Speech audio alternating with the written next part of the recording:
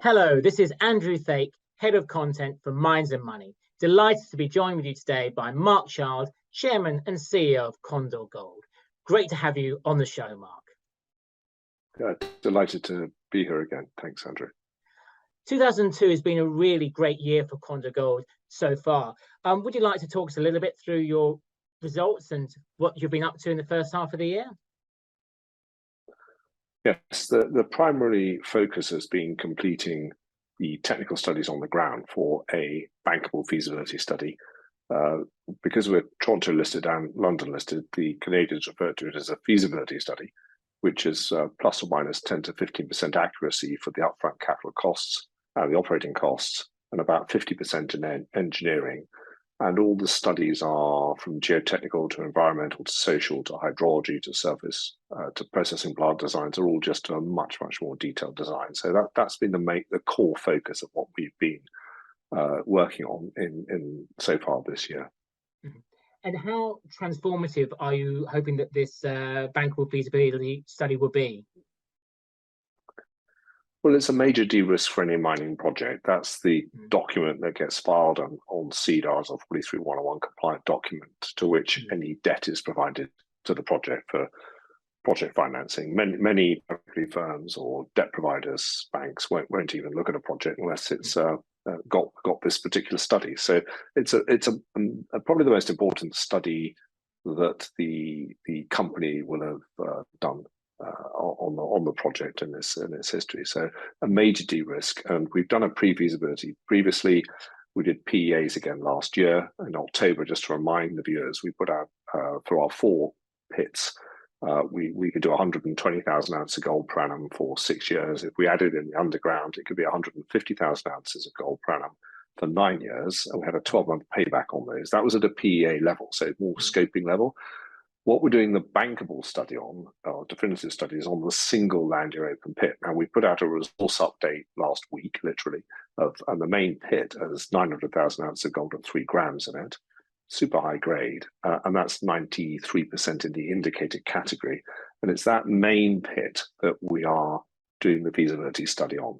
Not the other 2 feeder pits where we have another 250,000 ounces of gold, and not the underground, but just to get it started, we're focusing on this big pit. Some of our viewers may not be too familiar with Condor Gold and too familiar with the La India project. Can you just talk us a bit about where it is in Nicaragua, what the infrastructure there is like, what are its sort of like unique advantages? Yes, certainly. Well, firstly, it's a former mining district.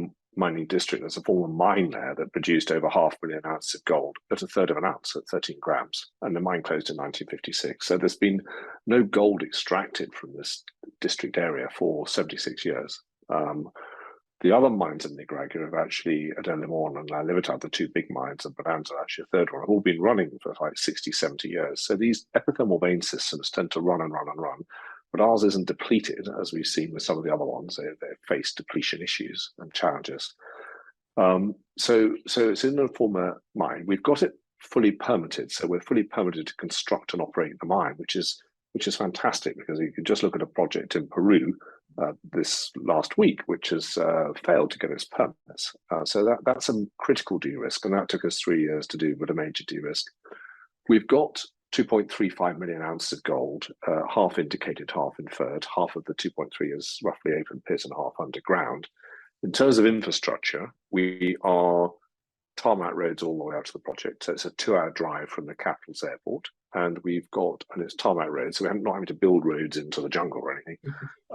And it is got grid power down through the project, so all that's done. So it's got great infrastructure. And what is Nicaragua like as a jurisdiction for a mining company to do business in, both at the national and also the local level?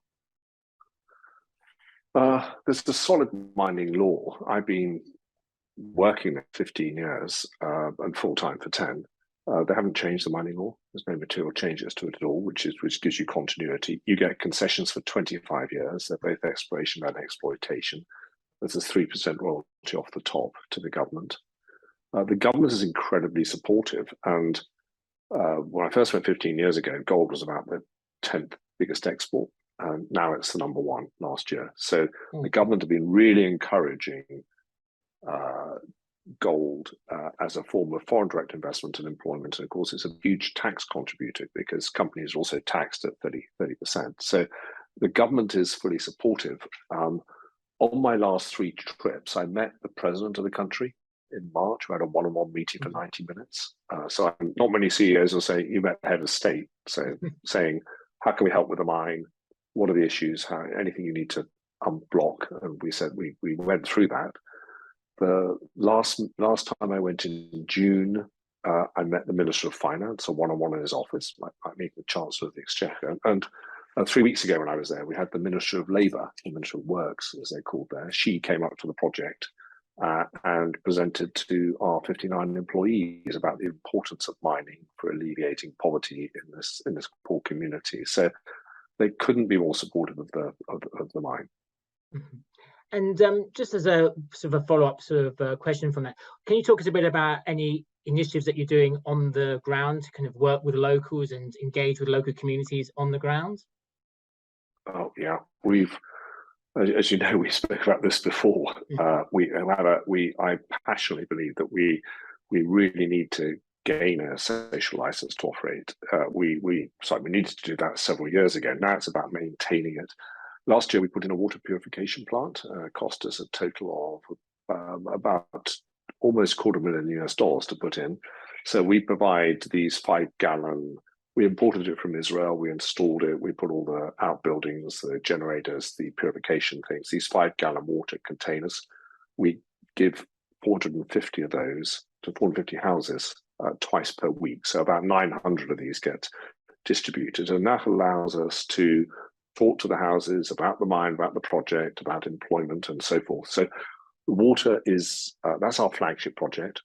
We're training at the moment about 120 people to work in the mine as your future workforce, if you like, from welders to electricians to construction foremen. And our budget last month, we spent $9,000 on training courses for the mine. So that's really important with the local community. So those are 2 big ticket items, and each month we spend. Normally, we're spending about $15,000-$20,000 in the local community on different projects, including the water project, and those range from pro-business projects to youth projects to elderly committee projects.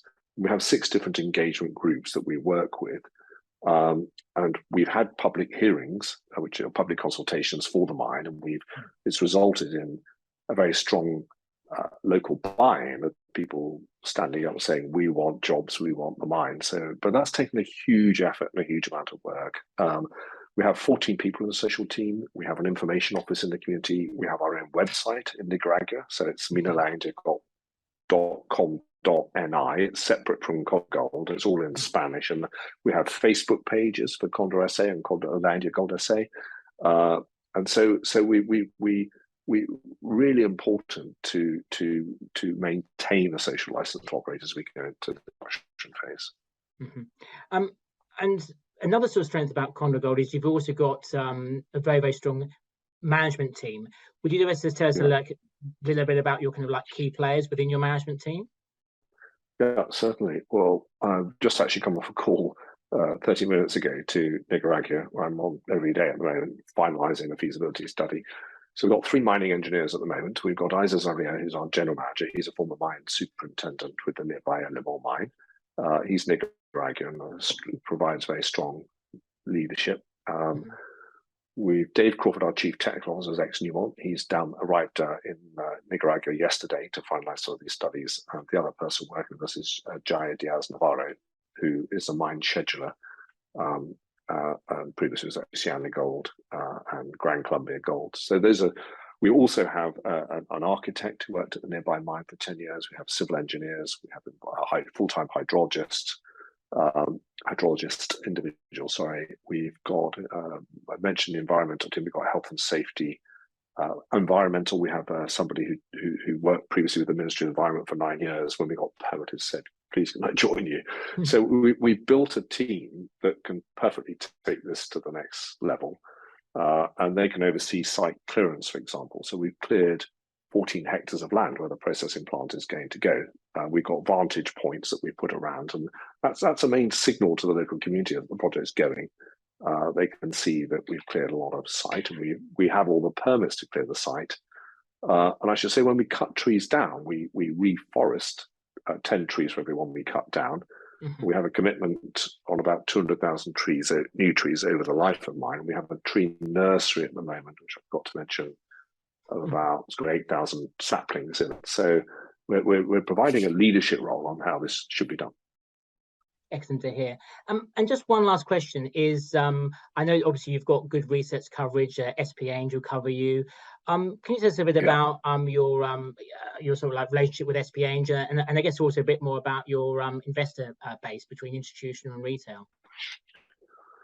Yes, we've got research written by SP Angel and Hannibal Partners. They've been so we have joint brokerage for the company. We have Jim Mellon is our major shareholder of 90% of the company there, and I have just under 3%. So we've got two directors have got 22% of the company. So that's quite a lot of skin in the game to really make this work. After that, we've got a few small funds in. The last placement, we raised 3.25 million in June, $1 million of that US sterling now it is, or $1 million US though came from a US value fund who saw the value proposition of Condor. We're pretty cheap. We're sort of $17, $18 an ounce in the ground, as where we are at the moment for a project that is pretty much construction ready. You know, we've got all the permits to build and operate the mine. We've cleared the site. We've bought a SAG mill for $6.5 million that's in the country. And we've got a bankable feasibility study out in 3 weeks, 4 weeks. So it's looking pretty good. Yes, that's excellent to hear. I think it was Rick Rule was always saying his number one criteria he does when he's asking mining companies is how much skin you've got in the game. Not only do you have a lot of skin in the game, you've got a great management team, great deposit, great story. You know, bankable feasibles, a banking feasibility study kind of coming out. The future definitely looks bright for Condor Gold. Delighted to have you with us today on Minds and Money TV. Thank you very much for your time, Mark Charles. Thank you.